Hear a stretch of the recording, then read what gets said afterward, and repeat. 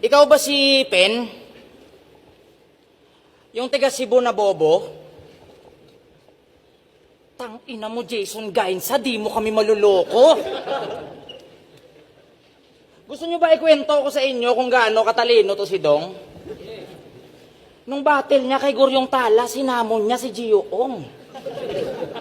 Inaano ka ba ng tao? Halata mo talaga na mema lang yung angle. Magaha mo ng rapper na hindi naman bumabattle, supot! Ako, di ko gagawin yung ganyan. Ayoko magmukhang tanga. Kaya ang masasabi ko lang, Kuya Dennis, magsulat-sulat ka na! Pero maiba, lahat ng battle mo sa liga, pinagtitripang ka lang loko. Yung mga nakalaban mong si GL, Chris Ace, Unico, talagang binaon ka ng todo. Paulit-ulit ka na lang nila pinagmumukhang bobo. Siya daw yung point 1 na mikrobyo, ayun sinabun siya ni Goryo. Kaya bakit ako matatakot dito sa Pen na palaging kinakahon? Tingin niya sa sarili niya panaksak, sanay kasing binabaon. Laban niya kay Unico, dinamay niya yung JM Lopez TV. Kadiri daw, parang burak. Doon pa din daw siya sa hip-hop heads na merong utak. Damn! That's what's up, boss. Todo sip-sip ka dun sa channel kahit hindi ka naman bet.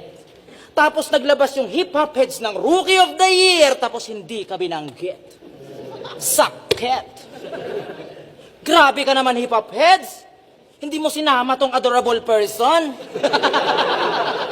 Sinout out na yung channel mo, wala man lang kahit sa honorable mention. Laban niya kay Chris A, sabi niya, ang tagumpay mo'y kagagawa ng gulong kasi nga, well done.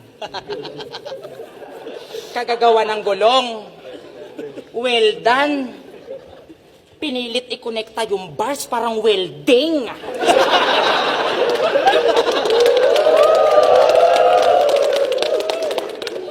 Huwag mo masyado galingan. Baka maregular ka ngayon, pre.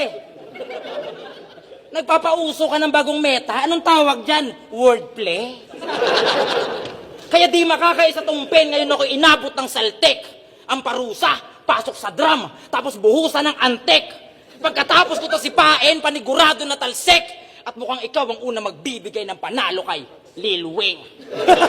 Ginara mo face, faggot. Province boy.